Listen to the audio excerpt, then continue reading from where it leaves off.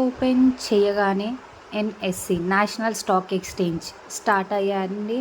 And also online jobs అని చెప్పి వీళ్ళతో కాంటాక్ట్ అవుతాము. ఎవరైనా ఎమర్జెన్సీ ఎప్పుడైనా కావాలి ఆన్లైన్లో వర్క్ చేసుకోవాలనుకునేటోళ్ళు జాయిన్ అవుతారు యాక్చువల్గా. ఇవన్నీ ప్రూఫ్స్ పంపించేసి అండ్ ఆల్సో మ్యామ్ మీరు ఏం చేసే అవసరం ఉండదు, జస్ట్ హోటల్స్కి రివ్యూ ఇవ్వాలి. అండ్ ఆల్సో కొన్ని స్టాక్స్లలో ఇట్లా 1000 రూపీస్ ఇన్వెస్ట్ చేస్తే మీకు 300 ఎక్స్ట్రా వస్తుంది అట్లా అని చెప్తారు. ఎక్కువ అమౌంట్ ఏం పెట్టొద్దు అని చెప్పి ఫస్ట్ జాయిన్ చేయించుకుంటారు. అండ్ లాస్ట్కి వచ్చాక ఏమవుతుందంటే 1000 పోయి 10,000 యాడ్ చేయి, 10,000 లేకపోతే డిలీట్, నువ్వు ఆ అకౌంట్లోకి వెళ్ళి డిలీట్, ఆ గ్రూప్లోకి వెళ్ళి డిలీట్, మళ్ళీ మీ దానికి రెస్పాన్స్ ఇయ్యరు, మీ అమౌంట్ బ్యాక్ చేయరు.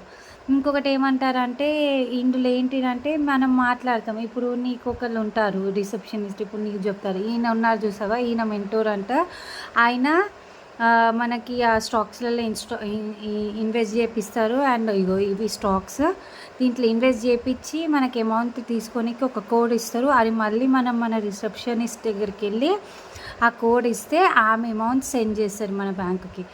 ఇవే స్టాక్స్ అండి, చూడండి అబ్జర్వ్ చేయండి.